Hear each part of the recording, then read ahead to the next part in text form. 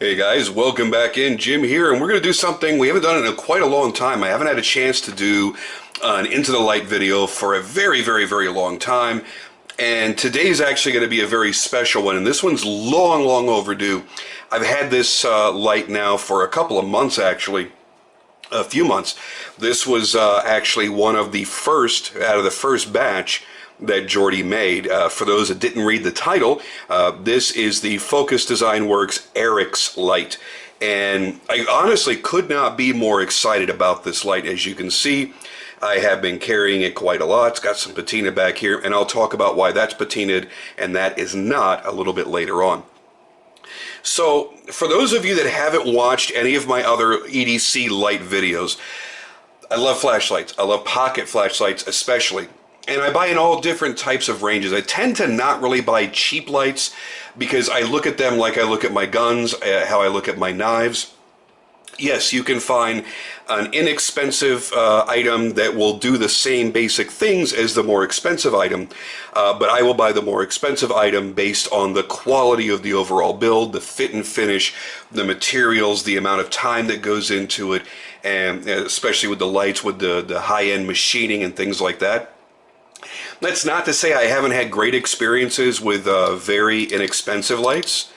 This Lumen Top Prince was, I don't know, they were like 75, 80 bucks, and I really liked the light, but it doesn't, man, it's just not the same. It really just isn't the same. Way different materials. The precision is not nearly the same as it is on a custom light. So if you're wondering, well, why should I buy a custom light?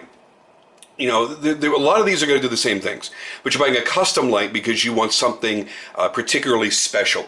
Maybe you want something that's made for you in specific materials or color combinations, or a certain driver, or you want a certain emitter, or you just simply want really precise, incredible machining. And that really is what sets the Eryx apart from a lot of other lights in its price category. Now I know they have some lights that are around 500 bucks and go up around 1200 bucks, and I'm sure there are going to be much more expensive variations coming up later on. Now, what I've noticed in the past with my light videos is some people really liked the overly technical stuff that I put into them, and some people didn't. It kind of turned them off and went, you're talking way above my head, and I don't want you to make a 45-minute video instead of 20 by trying to explain every little thing. So what I'm going to do is I'm going to go sort of basic. All of the information, particularly about the driver, which is, in this particular case, is a DrJones H17 FX driver. If you want to know more about that, in the description, I'm going to link over to you more information specific to that driver, how programmable it is. I think you can have like 20 different setups in this one light based on your particular needs. And you can have two modes, like a day mode and a night mode, or an indoor mode and outdoor mode, where you can have your moonlight and stuff like that. Then you can have your brighter settings for when you're outdoors. There's a lot of different stuff, and I'm not going to belabor any of that. What I'll do is I'll link to it in the description. You can read it whatever rate you'd like to. But what I am going to talk about is the precision in which this is made, the beauty I feel that's in this light all the way around, and what makes it special, what makes it different from other high-end custom lights that I own. Starting off with the name, everybody, first thing they go, what the hell is Eryx, E-R-Y-X?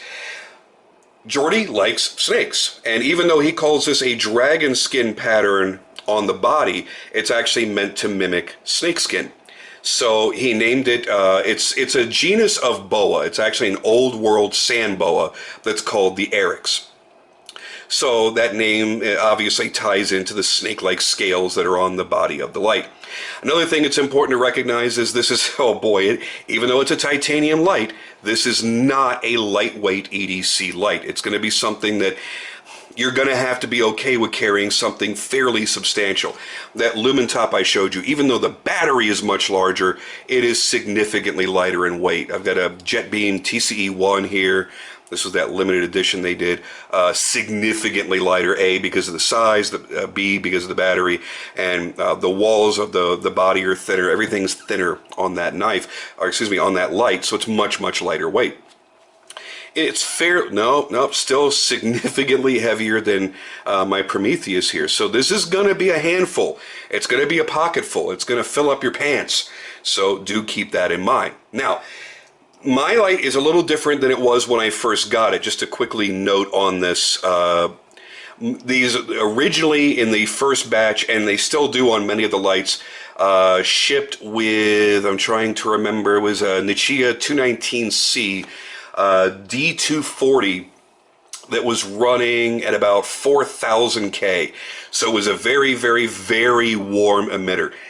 I'm not much for warm. I mean, it has its place. It's obviously going to be more natural to the eye. It's better for depth perception. But I tend to like a little bit of a cooler light. Not crazy, not like, 5,500, 6,000 K or anything, but a little bit cooler. So I had Jordy switch me out very quickly. He was kind enough to do it, and what I have now is a 5,000K Samsung in there, and I truly could not be happier. It really is the perfect, it's the perfect Kelvin for me. That's my particular taste. Some of the other specifics, we talked about the driver very quickly. Again, it's a DrJones H17FX with the Lucid RV2, so it's very, very, very flexible in its programming.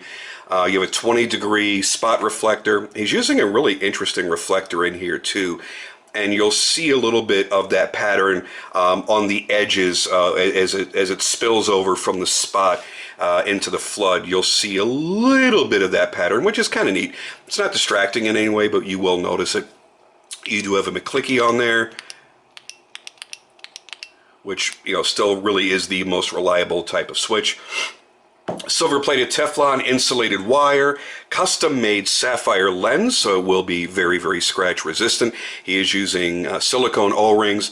Oh, it's also important to mention that it is using a solid copper pill and very, very deep heat sinks to keep the light running as cool as it can. Now, if you're running this on turbo or max for any length of time, it doesn't matter. That heat sink is still going to the whole head is going to get really, really hot, because it's a powerful light.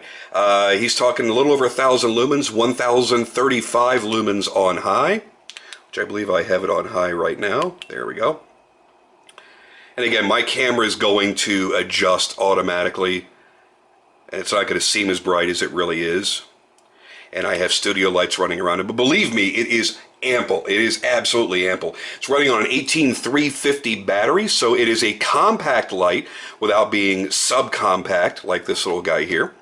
I find this to be really my sweet spot. I really like this size for an everyday carry light. It has a really nicely sculpted, fully milled pocket clip, which holds really well. As a matter of fact, I have certain cargo shorts that I almost cannot wear this this light and this clip combination with. I have to switch to a different light. But for my jeans and everything else, it locks in so solid, it's never going to come out by accident. Really, really, really nicely done. I love the dragon scale texture on the body. I love the clip, and I don't know if you can really see the milling in there.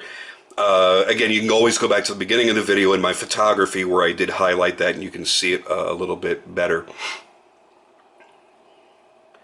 I love all of the sculpting that he's done here in the head. I mean, it truly is a beautiful, absolutely beautiful light. Very functional, very easy to use. Let me kind of just set this up here. That one is on high. This is my Prometheus Delta Titanium, which is significantly more expensive. Here is something significantly less expensive. As I mentioned, the Lumen Top Prince, and then the little jet beam. And what I'll do here is I'll quickly turn out the lights, and we'll see. I don't know how my camera is going to react to it, but we'll see. We'll separate them a little bit more.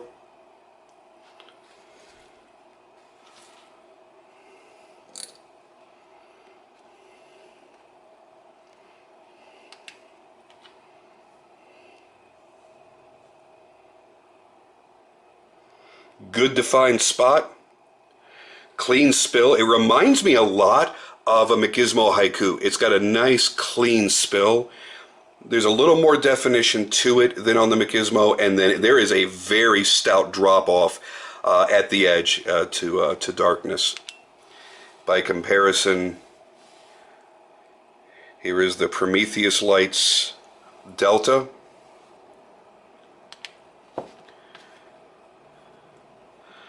The little baby guy here.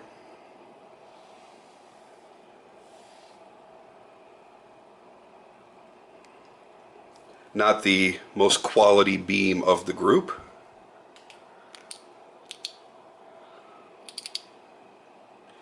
And there is the Lumen Top Prince, which I've already done a video on, and you can check that and see its performance at night.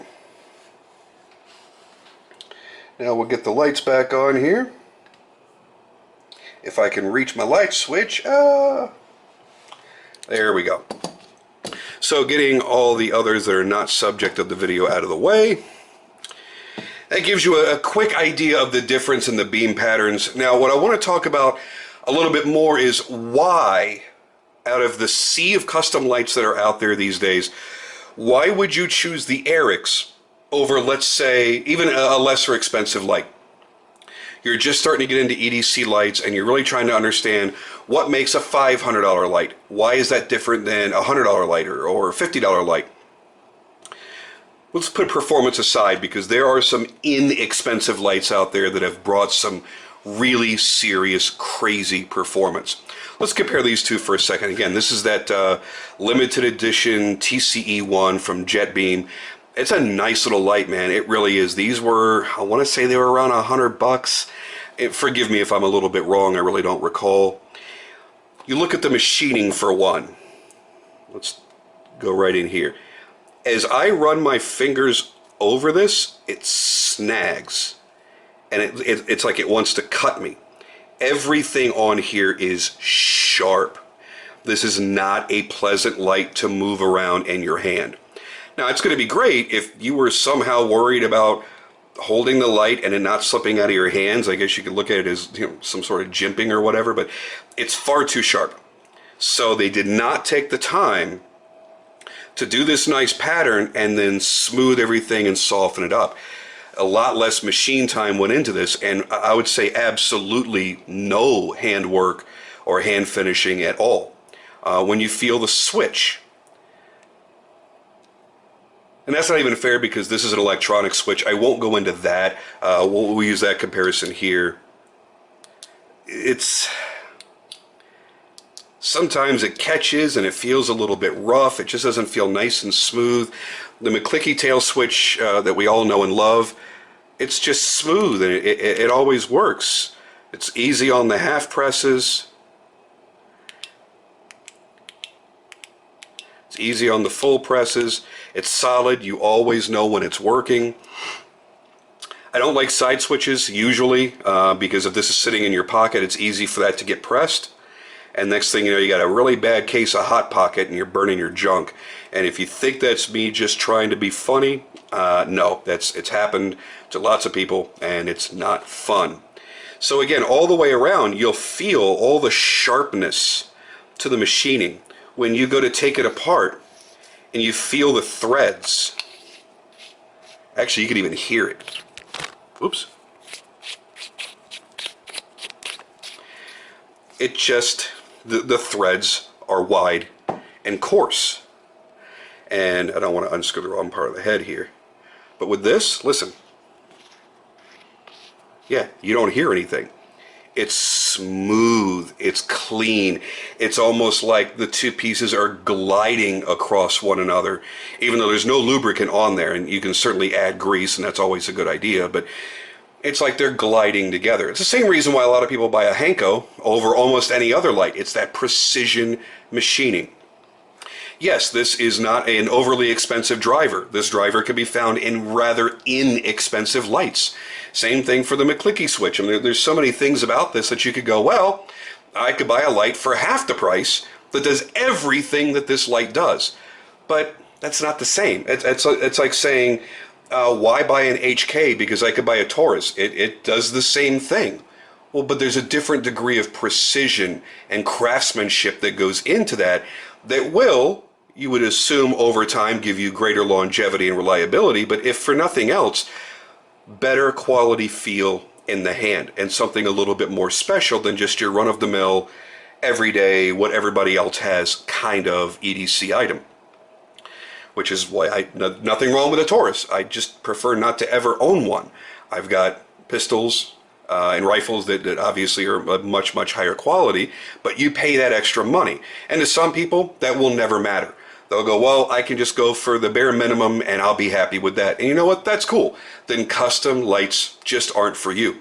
But for those that are shopping for high-end custom lights, I'm going to tell you right now, you've seen my videos, and I haven't even made videos on, oh God, even a fifth of all the lights that I've owned. I mean, going from the Cool Fall Spy 007 Sapphire to the Hanko Trident to the various Tanes and all the lights that I've owned. And I've spent considerably more money than this. And I'll tell you, this is truly one of my favorite lights. When I reach for a light nowadays, it's one of these two, period. And considering everybody knows Prometheus, everybody knows the legendary quality and Jason's incredible eye for detail, to put these two on the same page with a considerable price difference between them, that should tell you something. You will absolutely, your ass will light up on fire when you see this light in person, when you feel it. Now, I mentioned earlier I was going to talk to you about the Patina. Number one, I wanted to leave the tail cap without any protection because I wanted you to see that I have been carrying this light for a good long time before I gave my thoughts on it. But number two is to talk to you about EDCI. A lot of people have asked me about this as it pertains to things other than knives and guns for rust protection. It's about patina. I personally despise patina.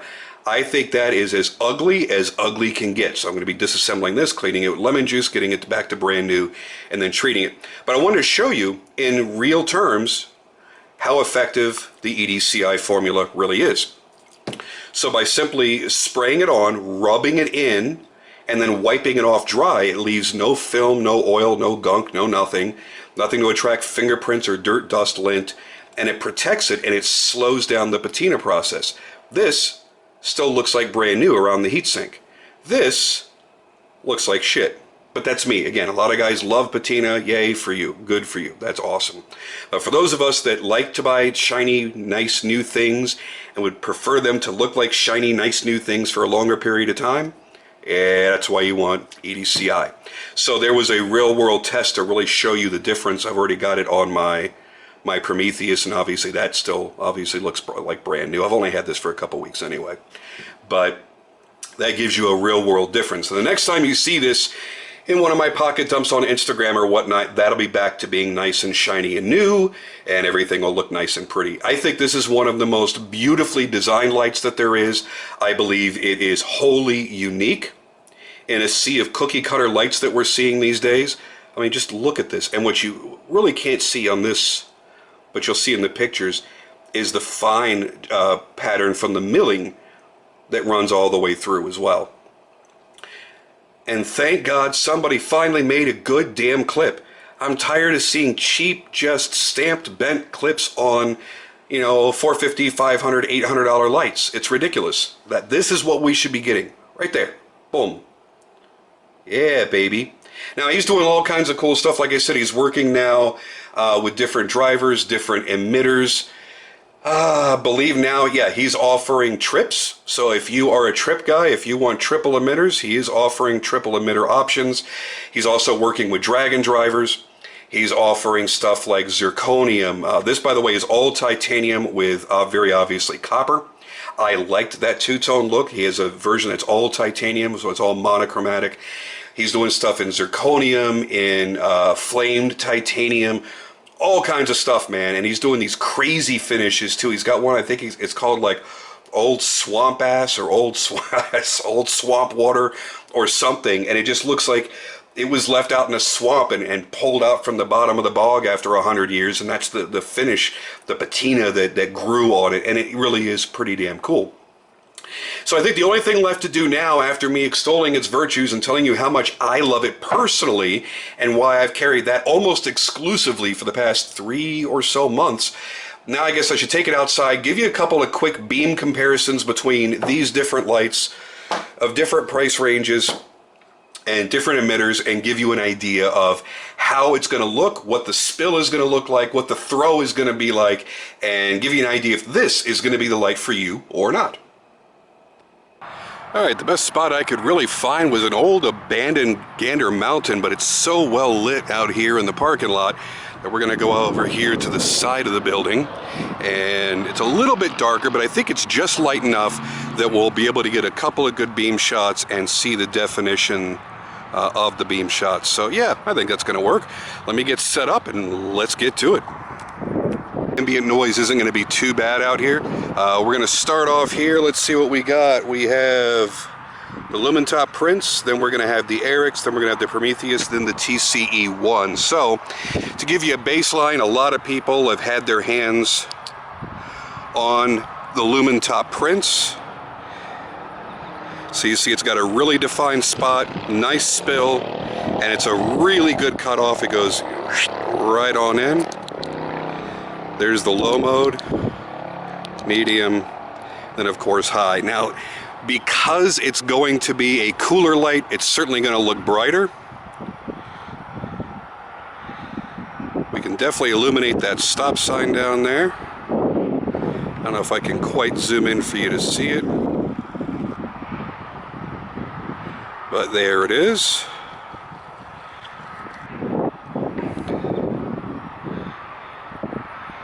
Alright, so that is the Lumentop Prince. Right over here to the Eryx. Start off in low. That's the little moonlight that I have set. There's our low. And I gotta tell you, even the low works really, really well for just kind of searching around. There's our medium. Still illuminates the corner of that building really well, and that's a good 100 feet away. And then we have our high. Now what you'll notice here is there's a really, really large spot as compared to that Lumentop. Let me see if I can do this all tricky like and bring them both. Yeah, so you have a really defined spot on the Lumentop and a little bit of spill. This one definitely has a wider spot and it spills over much more softly. I think I mentioned this earlier in the tabletop review, but a little bit more like the Machismo Haiku. It definitely goes softer from the bright spot over into the spill. There you see, illuminates the corner of the building very, very well. Back again to the stop sign. And that's probably, I don't know, 1/8 of a mile away, a little bit less. Definitely lights up everything really, really well. It's a great, all-around, easy-to-use light that I don't think that you're ever going to feel, I don't know, underpowered with it. So going over here, we'll bring out the Prometheus.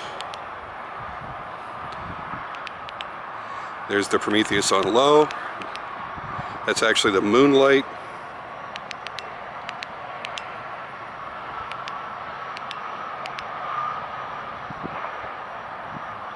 There's your medium. And there's your high. So let's do the comparison here.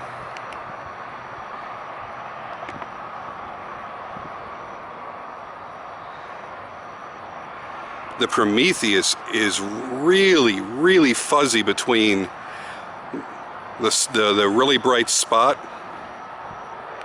But again, that's going to be a triple as well, so that's going to give you a little bit of a different illumination. Let's get rid of the Prometheus and back to the Eryx, which by the way has stayed on this whole time, on high, and not really all that bad to hold. A touch warm, but certainly nothing of any great concern. And now Grab the little TCE1.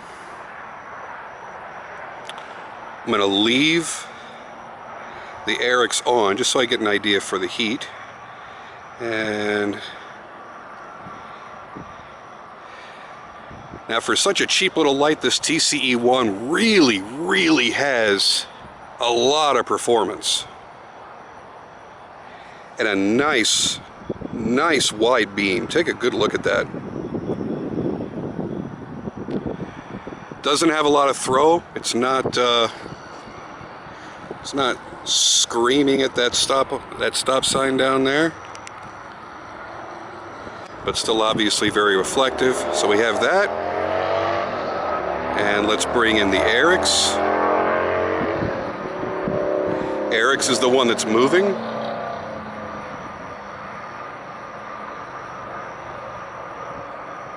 Let's get rid of the TCE1. Now let's just take a little bit of a walk and see how this really is in performance. Let's knock it down a couple of notches. So let's kind of just walk around on low. And you see that it's pretty easy to identify things in the bush.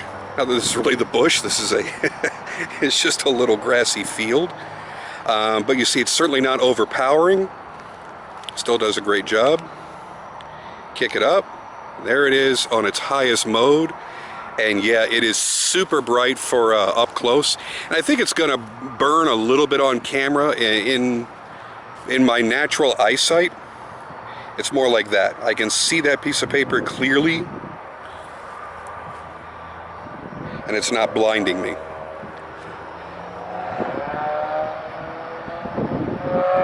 Yeah, it's certainly a hell of a performer. I would not have expected this light to throw as well as it does. I'm actually kind of surprised myself because I'm not really an outdoorsy person. So I carry the light almost every single day, but I'm really not out, obviously not doing any kind of search and rescue or anything like that. I don't go out camping. So I haven't had a chance to really go out and see just how far it throws. And I gotta tell you, I am really impressed for such a small light. Lighting up all the houses down there, probably pissing them all off. Probably gonna get the cops called on me here because there's somebody walking around an abandoned building with a flashlight. Good thing I know the cops in the area. But yeah, so there it is. There's your beam shot comparisons as best as I could do out here. When it comes down to it, the Eryx is really an amazing everyday carry light. Yeah, as I mentioned earlier, it is a little bit heavy, certainly heavier than most of the other lights that I've got, but it's not that big of an inconvenience.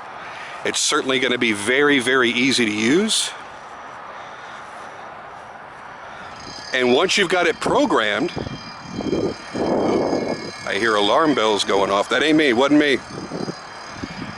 What was I going to say? Yeah, once you've got the driver programmed to exactly how you want to use it, it's going to be custom tailored for you. It's going to be amazing. So a lot of people have asked, well, is it really worth spending that kind of money, especially when you look at the other lights that we just looked at? That little TCE1, what is it, like $100 light? Is it really worth going from a $100 light up to, $700, $800, $900? Well, it really depends on you. What really dictates price?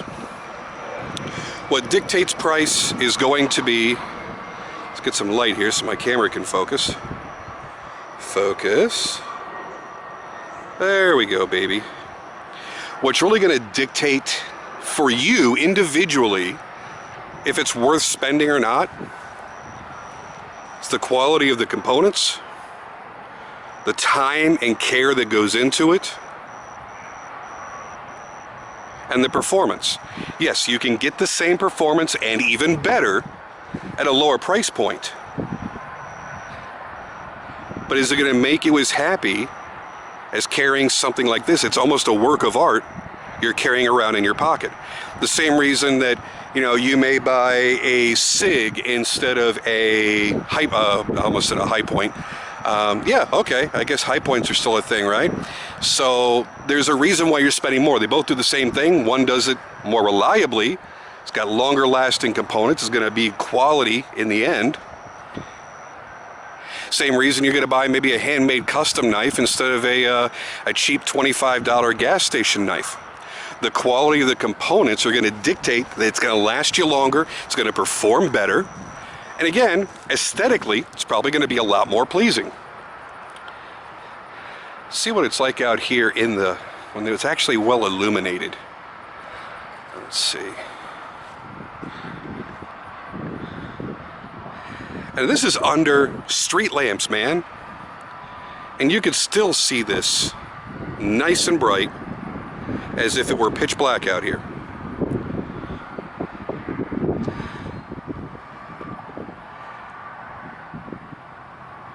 Blind the oncoming cars, that's always fun. Alright, so that's going to do me, guys. Maybe I should head over there to the Starbucks. I'll be one of the cool millennial kids if I do that. Anyway, that's going to do it for me, guys. Some quick beam shots for you, some comparisons. I think overall, if you're looking at buying this compared to some of the other lights that you see here, that's going to give you a better idea of what you're getting into. If you're looking for a beautifully machined EDC light that has a unique personality and gives you great performance, I think this is a good value, and I think it's a good way to go. I'm going to wrap it up here, guys. Thank you for joining me as always, and I'll catch you on the next video.